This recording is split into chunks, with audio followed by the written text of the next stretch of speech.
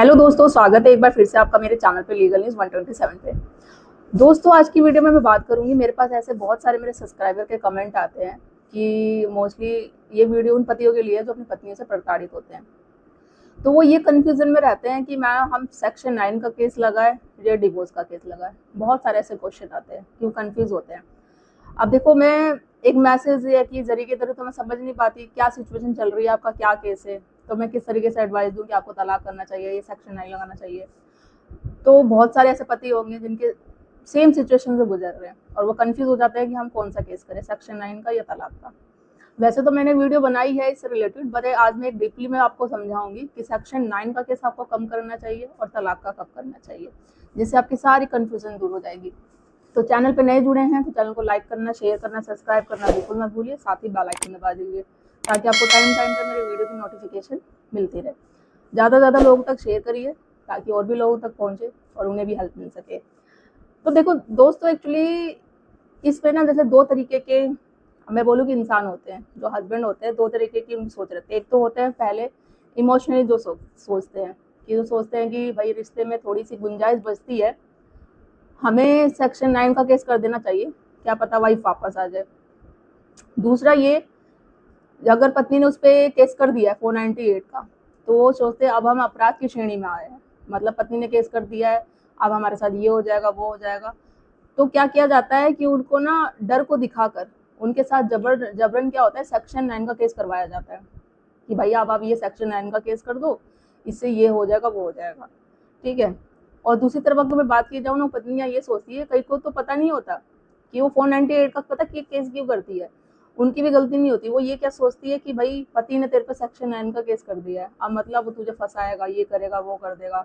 ये नहीं होता कि सेक्शन 9 का केस तो भाई इसलिए किया जाता है कि वापस घर बसाने के लिए, या पति बुलाना चाहता है आपको इस तरीके से। तो कुछ स्त्रियों को जिनको पता नहीं होता ना, महिलाओं को, तो वो इस चक्कर में 498 का भी केस कर देती है। होता है ये, एक्चुअली हमने नोटिस किया है, ठीक है।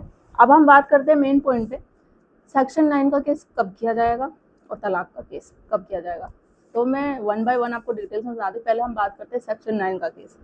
देखो, सेक्शन 9 का केस कैसे लगाना है और ये क्यों किया जाता है। जैसा आप सबको पता है कि घर बचाने के लिए किया जाता है। अब आपको ये केस कब करना चाहिए, जब आपके पास कोई सबूत ना हो। आपको ये तो पता है पत्नी ने आप पे केस कर दिया है, 498 केस किया, ये डीवी किया है, मेंटेनेंस किया, ये और भी इसके अलावा किया है। वो आपके साथ रहना ही नहीं चाहती, बहुत सारे एलिगेशन लगा रही है, झूठे एलिगेशन लगाती है कि भाई पति मारता है, पीटता है, मैं अपनी मर्जी से छोड़ के नहीं आई। ये भी यहाँ तक बोलेगी मुझे ज़बरदस्ती निकाला गया ससुराल से, मेरा पति मारता था, सास मारती थी। ये सारे एलिगेशन लगाना, और भी बहुत सारे ऐसे एलिगेशन जो आपने किए ही ना हो, बट आप कोर्ट में जाके बोलोगे, फिर आप इससे परेशान होकर सोचोगे यार मैं इतने एलिगेशन लगा रही है तो मैं तलाक दे देता हूँ। और मैं आपको हमेशा ये बात बोलती हूँ, आपको डायरेक्ट कभी भी तलाक नहीं देना है। देखो, जब आपके पास सबूत ना हो तो आपको क्या करना है, सेक्शन 9 का केस करना है। सेक्शन 9 का केस क्यों किया जाएगा कि पत्नी की इससे असलियत सामने आ जाएगी। क्यों? क्योंकि वो जो एलिगेशन लगा रही है आप पे, जो उसने जिसने झूठे केसेस आप पे कर रखे हैं, वो सिर्फ बोल ही रही है। अगर उसने कोई 498 केस लगाया ये टीवी एक्ट का, तो कोर्ट यही बोलेगा ठीक है, आप जो एलिगेशन लगा रही हो सबूत दिखाओ। अब सबूत तो उसके पास होंगे नहीं, और आपने सेक्शन 9 का केस लगाया है, इससे यही जाहिर होगा भाई पति तो रखना चाहता है इसको।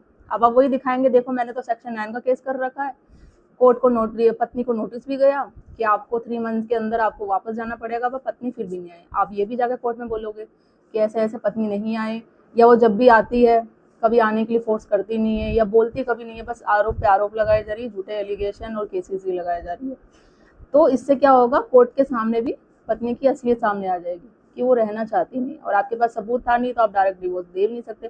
तो ये चीज़ें कोर्ट के सामने भी प्रूव हो जाएगा कि जो उसने केसेस कर रखे हैं, झूठे केसेस में पति को, ये ससुराल वालों को फंसा रखा है, वो सिर्फ बदला लेने की भावना में कर रखा है, या मेंटेनेंस पाने के चक्कर में कर रखा है, कोई भी है, या उसको रिश्ता रखना ही नहीं है, ठीक है। अब मैंने ये चीज़ें आपको बता दी। अब ये जैसे कि आप सेक्शन 9 का केस करते हैं तो इससे दो रिएक्शन होते हैं पत्नी के साथ। पहला, ये वो आती ही नहीं है, ठीक है। तो जब वो आती नहीं है ना, तो आपको क्या करना है, वर्बली कोर्ट में कभी नहीं बोलना है, हमेशा लिखित में देना है कि पत्नी ऐसे आ नहीं रही है, कोर्ट की अवहेलना हो रही है, वो कानून की बात नहीं सुन रही है, इस तरीके से नहीं कर रही है, और कभी बोलना नहीं, हमेशा लिखित में देना। लिखित में दोगे तो ये आने वाले टाइम में आपके साथ एज ए एविडेंस काम आएगा। सेकंड क्या होता है रिएक्शन, पत्नी आएगी तो सही, बट कभी जाने के लिए नहीं बोलेगी वहाँ पे कि हाँ मुझे वापस ससुराल जाना है या पति के साथ जाना है। वो वहाँ पे सिर्फ आरोप पे आरोप ही लगाती रहेगी, कोर्ट सबूत मांगेगा, सबूत होंगे नहीं उसके बाद। तो ये चीज़ें होती है।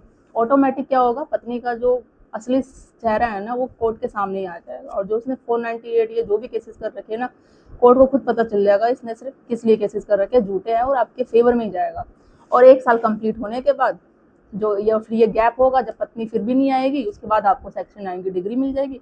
इसके बाद अगर आप चाहे 1 साल के बाद वैसे भी अब या 2 साल का हो जाता है डिजर्शन के बेस पे, परित्याग के बेस पे, या आपको डिग्री मिलने के बाद आप सीधा तलाक की पिटीशन डाल सकते हो।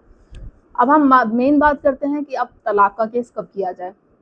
देखो, अगर आपके पास तलाक के ग्राउंड है, जैसे कि पत्नी धमकी दे रही है, खाना नहीं बना रही है, अपने आप को सुसाइड करने की धमकी देती है, डेली क्रूरल्टी कर रही है, अत्याचार कर रही है आप पे, आपको नपुंसक बोल रही है, फिजिकल कोई रिलेशन नहीं बनाती है, कोई भी चीज़ें इसमें से होती है, आपके पास स्ट्रॉन्ग ग्राउंड है, या अडल्ट्री में है पत्नी आपकी, किसी और के साथ नाजायज संबंध है, आपके पास सारे सबूत हैं, तो इनमें से कोई भी आपके पास ग्राउंड है, तो आप उस बेस पे, और झूठे केसेस कर रखे हैं, और ऑब्वियसली झूठे केसेस होने के बाद वो प्रूव हो गया कि उस झूठे केसेस से, तो ये ग्राउंड भी होगा।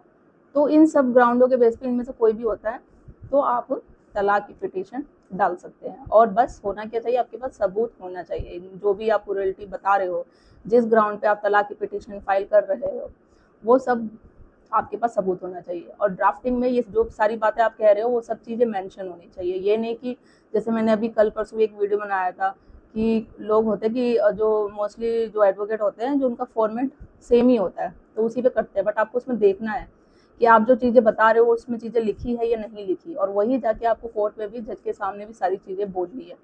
तो ये चीज़ें हैं। तो आई होप जो भी सबके जो पतियों के जो वीडियो देख रहे हैं मेरी, उन सबके डाउट रहते हैं कि भाई हम सेक्शन 9 लगाएं या तलाक लगाएं, तो वो चीज़ें मैंने बोल दिया है। और सबसे बड़ी बात, एक सेक्शन 9 में मैं बोलना भूल गई कि बहुत केसों में क्या होता है कि पत्नी नहीं आती है, उसका होता है रीज़न कि मायके वाले नहीं आने दे रहे हैं, अगर वो आना भी चाहती है तो मैं जैसे बोलती हूँ ना, सेक्शन 9 से भी बड़ा है एक केस, उसका बाप है, वो है हैबियस कॉर्पस का। तो आप हैबियस कॉर्पस का केस डाल दो, ये उससे भी बड़ा है। क्यों भाई, पत्नी तो आना चाहती है, उसके घर वाले नहीं आने दे रहे हैं, और वो बाद में अब वो जबरन किसी को कैद करके रखना, तो इसमें हैबियस कॉर्पस का केस डाला जाता है। तो इसमें पत्नी भी बाद में एक्सेप्ट कर लेगी, हाँ नहीं मैं तो आना चाहती हूँ, बस मैं अपने घर वालों के डर से नहीं आ रही, या वो मुझे आने नहीं देना चाह रहे कि तू जाएगी तो हम रिश्ता खत्म कर देंगे, ये कर देंगे, वो कर देंगे, तो आप फिर उन पे सेक्शन हैबियस कॉर्पस का केस डाल दो। तो इससे भी बहुत ज़्यादा आपको फ़ायदा मिलेगा। जैसे मैं चाइल्ड कस्टडी में भी कहती हूँ, आप भी अगर बच्चे से आपसे मिलने नहीं दिया जाता है, ये जो भी चीज़ें होती है, तो आप उसमें भी डाल सकते हैं कि बच्चे से आपसे मिलने नहीं दिया जा रहा है, ना बात करने दे जाती है, तो उसमें भी आप ये डाल सकते हो। ये बहुत ज़्यादा मजबूत स्ट्रॉन्ग है आपका ये केस जो मैं बताती हूँ सेक्शन 9 हैबियस कॉर्पस का। ठीक है, तो ये मैंने सब आप बता दिया है कि सेक्शन 9 का केस आपको कब करना है, जब आपके पास कोई सबूत ना हो, पत्नी की असलियत, जो असली चेहरा होता है ना, वो कोर्ट के सामने दिखाने के लिए। और तलाक जब आपके पास मजबूत स्ट्रॉन्ग ग्राउंड हो, जो भी आप क्रूरल्टी बता रहे हैं, जिस आधार पर तलाक लेना चाहते हैं, वो आपके पास विद एविडेंस हो, तो उस ग्राउंड पे आप तलाक लो। बाकी सेक्शन 9 का केस करने के बाद 1 साल का गैप आ जाता है, पत्नी नहीं आती है, आपको डिग्री मिल जाती है, तो उस आधार पे भी फिर आप तलाक की पिटीशन डाल सकते हो। तो ये है, आई होप आप सबके जो भी पति जो वीडियो देख रहे हैं वो सेम सिचुएशन से गुजर रहे हैं, वो कंफ्यूज रहते हैं हमेशा कि हम कौन सा केस करें, सेक्शन 9 का केस करें या तलाक का केस करें, तो वो मैंने आज आपके सारे डाउट क्लियर कर दिए हैं। ठीक है, तो मेरे पास बहुत सारे ऐसे कमेंट आते हैं, मैंने सोचा अब देखो 1 बाय 1 बिना केस को समझे तो ऐसे नहीं बताया जा सकता, मैंने सोचा एक वीडियो ही बना के पर्टिकुलर सबको बताया जाए, ताकि और भी बहुत लोग होते हैं जो कंफ्यूज होते हैं, तो सबको आंसर मिल जाएगा। तो वीडियो कैसा लगा कमेंट में ज़रूर बताइएगा। चैनल को लाइक करना, शेयर करना, सब्सक्राइब करना बिल्कुल ना भूलिए। जल्दी मिलती हूँ मैं ऐसे इन्फॉर्मेटिव वीडियो के साथ, तब तक के लिए थैंक यू।